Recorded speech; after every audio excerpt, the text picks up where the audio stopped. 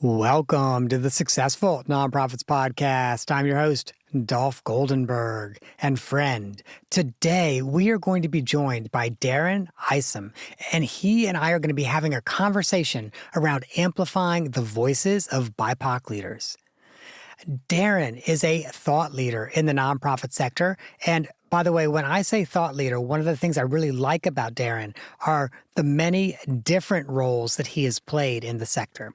So he is currently a partner at the Bridgespan Group, where he advises clients and also Bridgespan on equity and justice, and also works with the firm's arts and culture organizations. I'd already mentioned that he has had multiple roles in the sector, and one of those that I was very intrigued by is that he is founder and was executive director of the Memphis Music Initiative, a $20 million grant-making and community arts initiative. Now, if you read Harvard Business Review, what we sometimes call HBR, or the Stanford Social Innovation Review, or even visit bridgespan.org much, you have undoubtedly seen some of the articles that he has done around racial equity and philanthropy.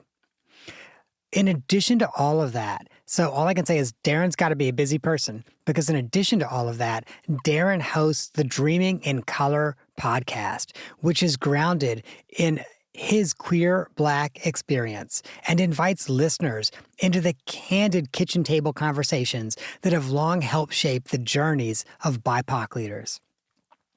Darren, welcome to the podcast. Hello, Dolph. Great to be here. I know that you start each of your episodes of Dreaming in Color by inviting the guest to share an invocation. I'd like to do the same with you.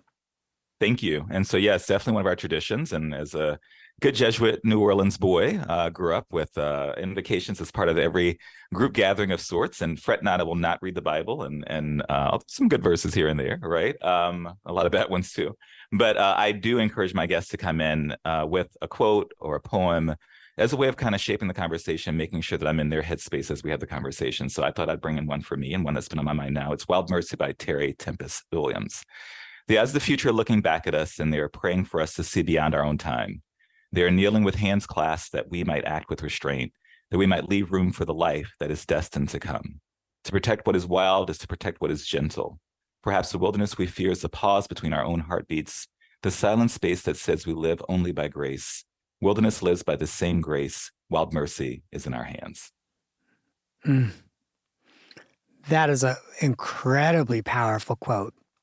And some of the themes I hear in there that I've read in your writings are restraint, also spaces and wilderness.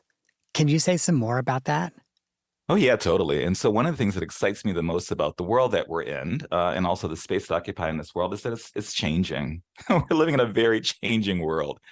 Things are in such flux, and there are many of us that are very comfortable with ambiguity. I'm one of those people, but even I am a bit overwhelmed at times, right? And so I tell this story all the time. It's one that came up in a piece that I was in Nonprofit Quarterly, where we're talking about the space beyond imagining a new world, which is kind of the role of people of color in this world that we're in.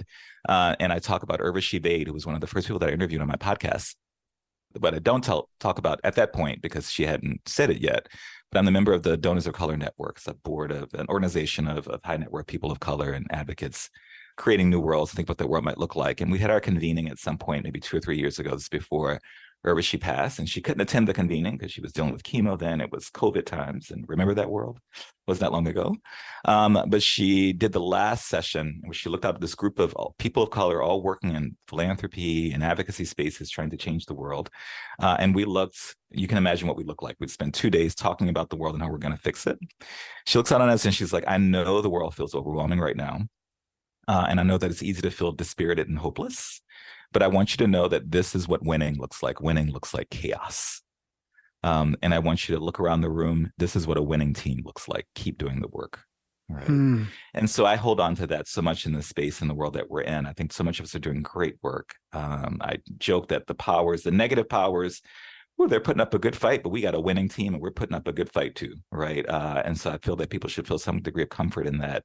And I quote Octavia Butler all the time as well on my podcast and in life in general, where she says, there's nothing new under the sun, but there are new suns. And there's so much of us, our job is to just throw a new sun up there and have people live under it. So excited about that in the work.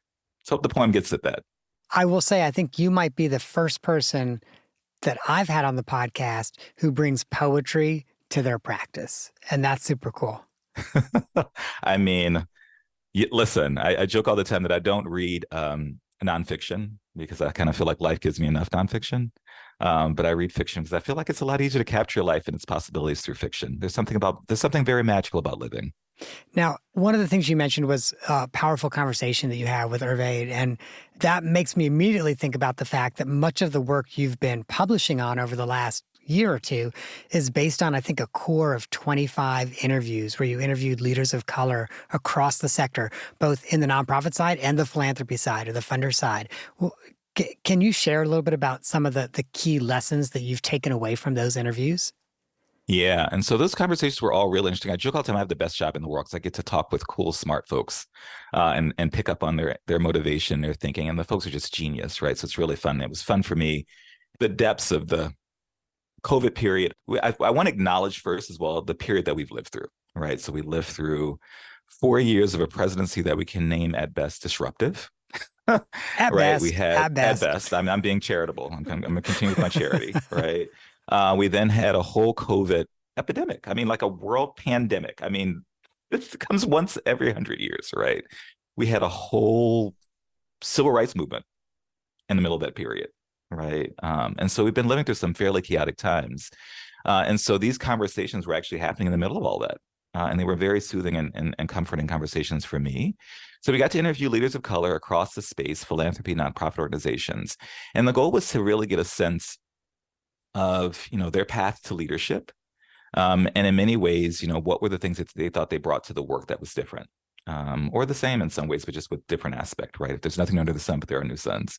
And so those conversations were really powerful for a number of reasons. One, I realized very quickly that it was the first time that a lot of these people who were fairly senior in their careers were asked to talk about their personal life experiences in a positive way, right? And those things that are seen as things to be marginal, that create systems or that fall under systems of marginalization, are seen as liabilities, right? When in actuality, those things are your biggest assets. I joke all the time that my being gay and my being Black are like my biggest assets from a work perspective, right? But you also know that the things that if you don't overcome them as liabilities earlier in your career, they become assets later in your career, right? But they can take you out earlier too as well, right? So giving people the space to talk about their different life experiences. And I joke all the time, I don't know if you've read Kinji Yoshino on the whole covering theory, how we cover things about ourselves that may not be as palatable for others, right? We learn how to do that extremely well. But giving people space to talk about those differences in a positive way was really powerful for them. It was the first time they were being asked for many of them. And so it was also a way for them to honor their experiences and the people that brought them to who they were. And so they were very affirming and positive conversations for them. And I think about many of the folks who pointed out people early in their careers, before they had careers, like middle school teachers, neighborhood folks who saw something in them or encouraged them to live differently or lead differently or brought things to them that became professional assets. And I'm reminded of I don't know if you've seen welcome to Conversation with Darren Dolph. I just pull from all over the place. But the former Vogue editor, Andre Leontali, who was a force, was a Vogue editor. He was basically center in the world of fashion. Great big old Black guy from North Carolina.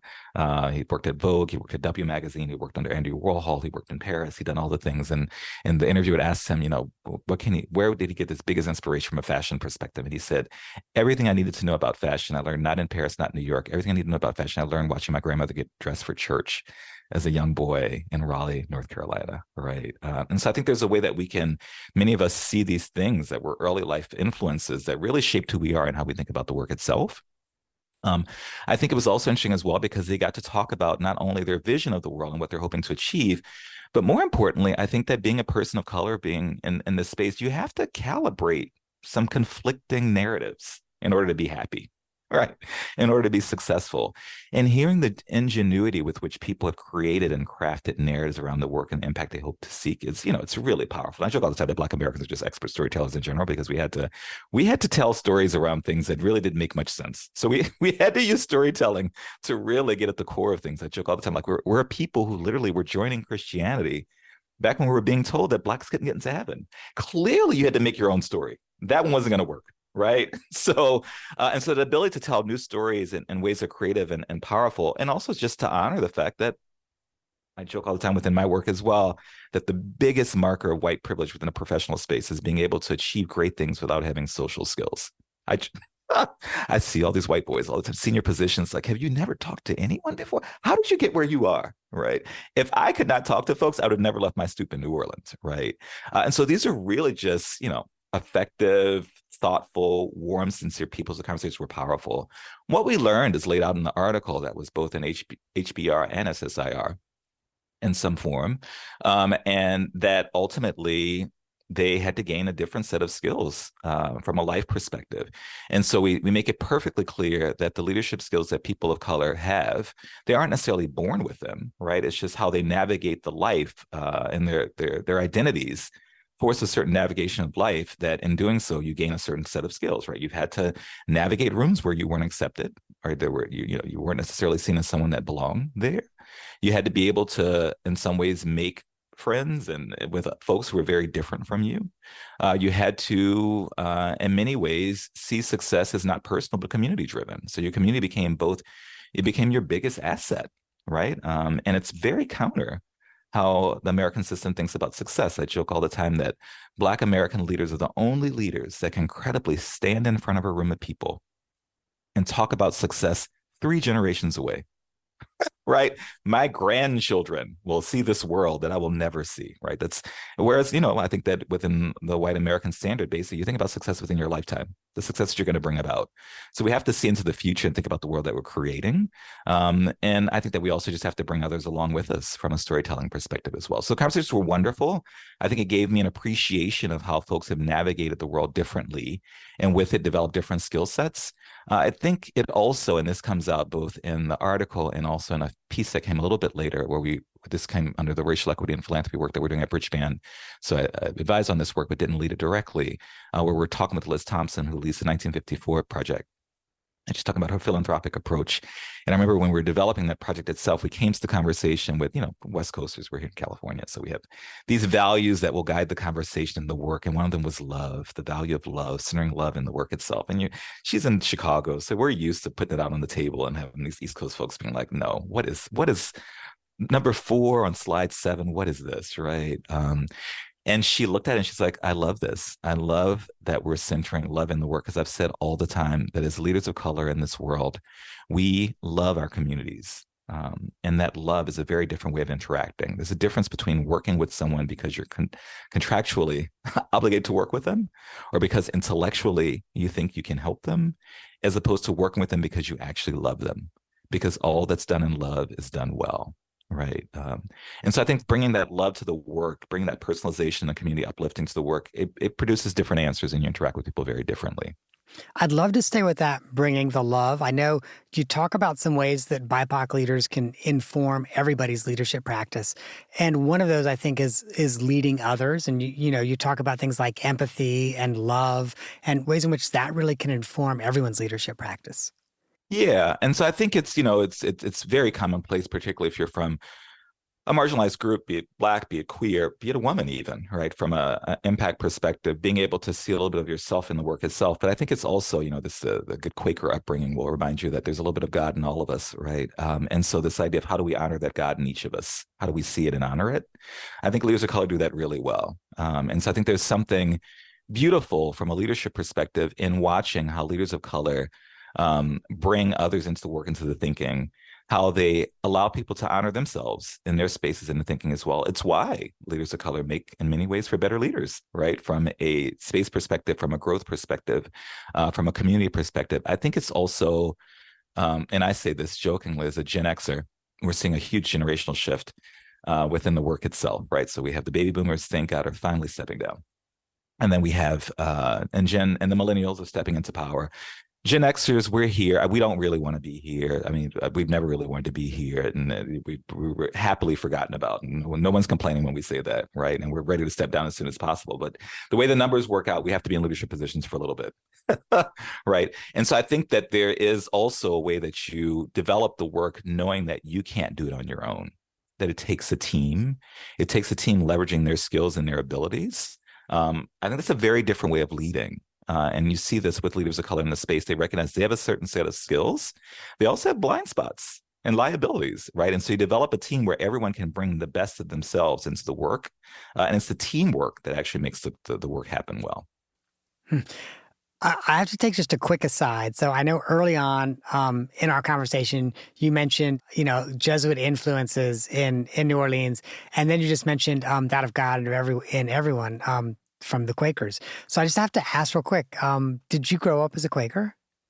I did not. I grew up religiously, right? And so I grew up in a good New Orleans home where, New Orleans in many ways has always been fighting with Catholicism in the best way possible. And so my dad was Catholic, my mom was Baptist, which in New Orleans means the boys are baptized Baptist and the girls are Christian. The boys are baptized Catholic, excuse me, and the girls are Christian Baptist, but it also means that you go to church with your mom every Sunday, except for the 4 or 5 high holidays out of the year, you go with your dad, right? And your dad's at church with your mom as well on the weekends. And so I was raised religiously. I did grow up luckily in that window of Black liberation ideology.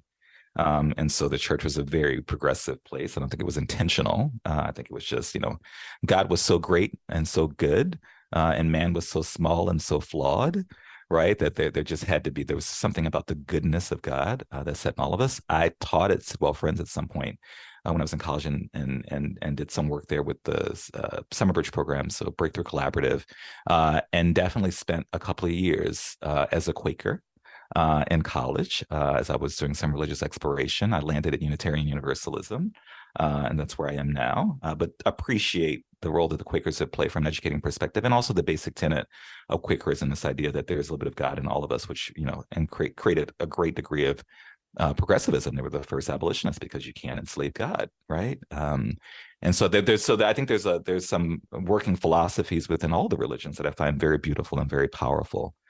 If you find, my grandmother used to always say the whole point of religion was to make us nicer. And if religion didn't make us nicer, then let it go. If religion wasn't helping you to be a nicer person, please don't be religious. Find something else, right? And so looking for that, I think, becomes really important. It's been a life lesson for me. I wanted to ask that question because starting in my teens and then for a couple decades, I attended Quaker meetings. So I was like, oh my gosh. And I now joke, I now belong to the religion of the New York Times is interesting and my bed is very warm on any Sunday 100%. Or Saturday morning. 100%. Well, I definitely went to spend 2 years going to Quaker sessions. I just grew up in a very vibrant church environment. And so, the idea that you could go to a session and it could be absolutely wonderful as 3 or 4 people spoke or nothing happened. That killed me, right? I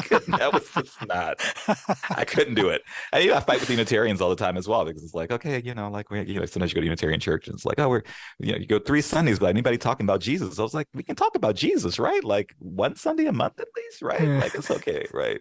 But yeah, so I just have to share with you one more thing about my Quaker journey, and then I swear we're going to get back to the topic. So I moved to Philadelphia, and that's actually where I lost my Quakerism. Interesting. In Philly. In Philly. Yeah, that's 100% where I was like, okay, yeah, I guess the New York Times is interesting and my bed is warm now.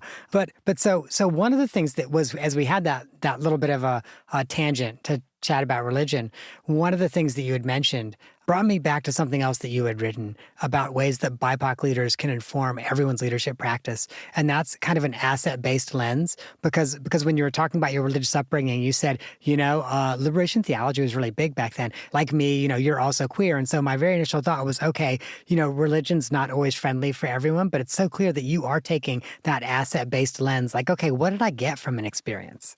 Yeah, no, totally. I don't. So religion, I grew up in a very progressive Black church. It's funny because my sister and I, we talk about this all the time, how we went off to college and we realized that everyone who was raised religiously wasn't raised like us. And so, I always caveat anything religious by saying that I know that people had very negative experiences in the church. And so I do not mean to trigger anyone, right? And I say this as a queer guy, right? Like I know that they were going through hell in those churches, right? And that was not my experience, right? And so, I think that we were all absolutely perfect and wonderful. It was God's creation, right? And my gayness was just as much of an asset as anyone else's. I think it was also Black liberation theology is that the world was oppressive enough. If anywhere else we were equal and free in the eyes of God, and on Sunday, there's one day of freedom, right? And so I joke all the time that I was very attentive as a child in church. I don't remember anyone ever saying anything remotely homophobic, right? Like I remember there was this one minister that said something that was sexist at some point, and all the women in church started hissing. And he was like, "Well, I guess I should sit down." And my grandmother screamed out, "Amen. Yes, you should." Right? Wow. So, you know, and so I think that there's definitely spaces and narratives about the work. I tell this story all the time, Dolph. I'll share this with you quickly. But I had three big coming outs with my mom. And so I came home from college. I went to Howard for undergrad, and all the cool kids were giving up meat. So I gave up meat, came home to New Orleans at Christmas and told my mom that I was vegetarian. My mother cried. Right. And, I kept passing out because I'd grown up in a meat, starch, and vegetable home. I was only eating starch and vegetable, and that you can't do it. My doctor was like, "Okay, you have to eat meat. Come back this summer. We'll figure out your diet. You got to get protein, whatever. We'll figure it out." I started eating meat, never stopped again. I came home my junior year of college. I studied abroad in Paris, and I was having, like all good Christian kids, I was having a crisis of faith. And I told my mom that I don't think I believed in God anymore. And my mom said, "That's okay. I'm sure God still believes in you." Completely unfazed, right? And then I came home my first year of grad school. I went to grad school in Paris, my first grad degree. I went to the Fulbright in Paris. And I told my mom, my mother outed me. She asked me if my roommate was actually my boyfriend, if I was gay. If I were gay. And I said, "Yes, I am." And my mother said, "You're not the only one," completely unfazed. So many years later, I asked her, of all things I've ever shared with you, the only thing that's got a visceral response was my being vegetarian. My mother said, "Well, your father and I have only ever wanted for you to be happy. And I saw no path to happiness as a vegetarian. That just made me sad for you. What a horrible lifestyle to choose for yourself." Right. So that's the home that I grew up in. Right. And so I think that we all have unique experiences, but it's important for us to tell our stories where others may model themselves after them or see a bit of themselves in those stories as well. And let me say, in addition to an asset-based lens, wow, like your mom was really demonstrating radical imagination there. Well, I come from a New Orleans family. And yeah, I had a great grandfather who was gay back in the 30s, right? Divorced his wife and lived with his partner and married. I think it's also interesting as well when you normalize within various stories. And so it's interesting. I think about this now all the time. Being in New Orleans in that period, there was a certain expectation of cosmopolitanism that was part of being a city dweller, right? Like this idea of being narrow-minded and that was so provincial, right? So it's like, I even when my husband is Chinese American, Californian, and I remember, bringing him home to New Orleans, and just gave my mom a heads up, my parents a heads up. My husband's Chinese American, right? My mother was like, so like, just almost like, "How dare you? We're city people. Like, what? I don't need a warning, right?" Like, and so I think there's something to be said about this appreciation of cosmopolitanism and progressivism as a city value, right? It's what distinguishes us from the folks out in the countryside, right? And if you live towards that value, it's a narrative to live under, right?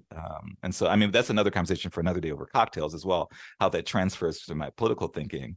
But I think there's something powerful in giving people the spaces to think progressively and the handrails to see progressive thinking as normal and, in fact, best practices, right? If we're trying to build the world that we're trying to build. Hmm. Hmm. Darren, there's a question that I planned for you Of course. that is actually, this is the perfect time for me to take us there. So, in one of the articles that you co-wrote, you have the question, how do we make sure things at an organization meaningfully change besides just the faces around a table? Yeah. And so that's been, in many ways, the anchoring question of all of my work, right? I think that I tell the story all the time that I grew up in. I was Gen Xers. We're Sesame Street generation. Like my family's been in New Orleans for some 9 generations now. I'm a 7th-generation New Orleans. I've expatriated to California, and I was the only generation that grew up in integrated schools. They were de jure segregated before me, and de facto segregated after me because all the whites left the city, right? And so I recognize, that I grew up in I was a product of someone's imagination. We were coming out of the country's most violent civil rights movement, right? And our parents set us down in front of Sesame Street. And we normalize everybody working together, singing between Sesame Street, Mr. Rogers, 51 Contact.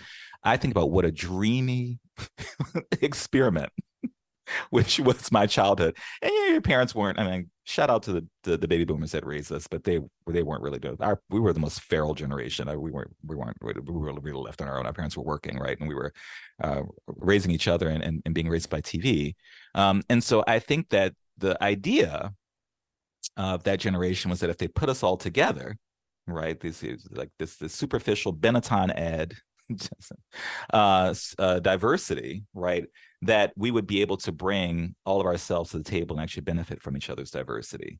For me, that requires our putting people together in a way in which they have equal footing, right? And there's not this desire to assimilate or to honor one person, particularly the white perspective, more than the other. And so the work becomes, how do you bring together a diverse group of folks with diverse set of experiences, not just to have a wonderful McDonald's commercial or a Benetton ad for generational folks who get that, but to make sure that that diversity of thought is respected and brought into the work. And I say this not because I just love diversity for the sake of diversity. I think that's how we win, right? Like, clearly, we're not going to smart white boy our way out of the world that we're in now. We've had enough smart white boys. They've given us all the ideas they can give us, right? And it's not working, right? So we have to bring in more ideas, more thinking. I think that our genius lies in those communities that we've ignored in the past. And I think that we get to success by honoring that thinking, honoring that genius, and making sure that people's experiences, those jewels, those gems that have made them who they are, that they're allowed to shine and really shape the American narrative. Darren, that is such a good place for us to do our pivot and go to two truths and a lie. I know. And no, I was going to throw out the one about being raised religiously as a lie, as a false lie, because it's one that people don't usually think of. So let's see. Two truths and a lie. I am, how about this one? I am incredibly short. I am French speaking. Or I am just back from a trip to Beirut. Okay. Well, I know you went to school in France, so I'm going to assume you are French speaking. So now I have to decide whether you just came back from Beirut or you're incredibly short. And I am 5'2" tall. And I always say to people, you and I are on Zoom right now, when they meet me for the first time in person, I always say I'm much bigger on Zoom than I am in reality. So I would like to think that you also are short. So I'm going to guess that that's the truth. No, I'm actually 6'2". Wah, wah. But I just, yeah. I'm actually 6'2". That's the lie, right? And I'm back from a trip to Beirut. I was actually in Beirut during my sabbatical. I just come back from 3 months of sabbatical, and I spent some of that time in Lebanon, which is a beautiful country. Oh my gosh! So, wow. Yeah. So I love that you just let it slip. Okay, so talk to us about your sabbatical in Lebanon for a quick minute. Oh, well, I spent most of my time actually in Paris. So I was 3 months away. My husband and I did part of the trip together. We were in Provincetown for a bit. We were in the south of France for a bit, and then I was anchored in Paris, as I've had a few transformative periods of relaxing in Paris. And then I did a few small trips, so to Tunis, to Lebanon, to Beirut, and then also to Mallorca, just a way of kind of experience. I love the Mediterranean, Middle Eastern region. It's a beautiful region, just rich culturally, historically, at the height of cosmopolitanism. I joke all the time that cities like Marrakesh, Mallorca, Beirut, Malaga, and Barcelona have more in common with each other than they do with other countries that they share, right? We just don't talk about that. And also, I think this idea of narrative bending, recognizing that those spaces have been the height of cosmopolitanism and cultural, how do we honor that as something we should still keep thinking about in the work itself. So love those spaces. It was very relaxing. I encourage everyone to take time off. I think that there's another conversation on how do you find rest in a world that's on fire. All right, so I arrived in Beirut October 6th.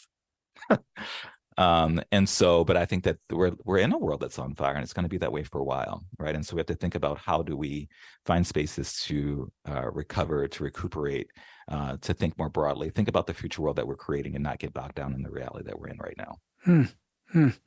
Darren, thank you. I especially like that message. It's something I need to be thinking about myself, which is how do I take rest in a world that's on fire? We have to take rests. We have to be able to take care of ourselves. If Kissinger's going to live to be 100, I'm sure Dick Cheney's going to live to be 110. We have to outlive these folks, right? There's no way. We have to outlive these folks. My mother always says, like, take care of yourself. You have no use to anyone dead, right? And so really thinking about how do we play the long game, and something we're not used to, but something we have to be thinking about. And rest, relaxation, and actually allowing us to unlock our genius is important as part of that process. It's funny you mentioned Dick Cheney. There's a song in my queue right now, on one of my playlists right now, called "You're Going to Outlive Dick Cheney," and every time it comes up, it brings me joy. It's just like, oh yes, it's good to know. It's good to know that I will live in a world without Dick Cheney. It's coming. It's coming. I joke. I guess I say don't repeat this, but you can repeat this. I hold 2 bottles of champagne in my refrigerator. One for unexpected good news, right? Because you never know. You have to be ready. And second, for the news of Clarence Thomas's death, right? You have to be ready, right? So yeah. I just want to check. It's okay for us to leave that in. 100%. Okay. I'm a full-blown Clarence Thomas hater. The world knows that. Right? I've never thought about that, but I might have to put a bottle in the fridge just for that very reason. You got to be ready. You got to be ready. Oh my God, that's awesome. Well, Darren, thank you so much for coming on the podcast today. Of course. Thanks a bunch. It's been great. And I always want to make sure that anyone who's listening knows ways that they can connect with you. And so, friend, there's a few things I want you to do. First of all, clearly you listen to podcasts because you've made it 30 minutes plus into this podcast. So I want you to pick up your phone and look up Dreaming in Color podcast. Currently, I think there are about 17 episodes that are out, and it's already in the top 2.5% globally. And by the way, I just have to share with you, friend, that I think this podcast was out for like 4 or 5 years before we hit that. So the fact that Darren's has done that in under 20 episodes probably means this is a podcast you should check out. Dolph, we're trying something new with this season that's just out. And so we're going to have a younger generation of leaders within Bridgespan leading those conversations. So already Gen Xer is passing the mic to the millennials to take us through our next set. So we're going to have a younger generation of interviews and interviewers led by my colleague, Christian Celeste Tate and Anam Gitter. And then I'll pick up with the 4th season afterwards. And it's interesting that you say that, Darren, because you're the one who's like, yeah, those of us in Gen X, we're going to lead for some short period of time. And then we're like, okay, I'm out. I'm done. We're not going to Feinstein. We're not Feinsteining our way through. We're ready to step down already. Love it. Love it. Love it. A couple more things, friend. First of all, you can also go to bridgespangroup.org to contact Darren. And if you want to read some of the things that he has co-written or written, you can go to HBR or SSIR, and we are going to link to all of those in our show notes. Darren, again, thank you so much for coming. Thanks for having me. This has been wonderful. Okay. And, friend, I always want to just share with you that if you like this episode, there's 2 more you should consider. The first is episode 185, 6 Ways Your Nonprofit Can Be More Trans Inclusive, with Andy Mara. Andy, as you may remember, is the executive director of the Transgender Legal Defense and Education Fund, a national advocacy group. And it was such a great conversation. I will share with you on that episode, her audio is not quite what we normally strive for. And we actually debated, oh my gosh, should we release it or should we not? But we decided to release it because it was that good. We're like, there's no way we're ever going to be able to recreate this. So we're going to put it out there in the world. The second is episode 214, Gender Matters in Philanthropy, with Jeannie Sager. That, my friend, is our show for the week. I hope that you have gained some insight to help you and your nonprofit thrive. And the lawyers make me say it. Otherwise, honestly, I wouldn't. I think everybody should know this, that I'm not an accountant nor an attorney. And you can know that because Esquire is not after my name, CPA is not after my name. Come on, I'm not an accountant nor an attorney. And neither I nor this consulting practice nor this podcast provide tax, legal, or accounting advice. For the love of all things that you care about, especially not getting in trouble with the IRS or the law, do not rely on this podcast for tax, legal, or accounting advice. If that is what you need, please find a licensed, qualified person in your area. And if you're not sure what type of professional you need, like you might know you need a lawyer, but what's the specialty and you don't know anyone in that specialty, you can reach out to me. If I know someone, I'm happy to connect you.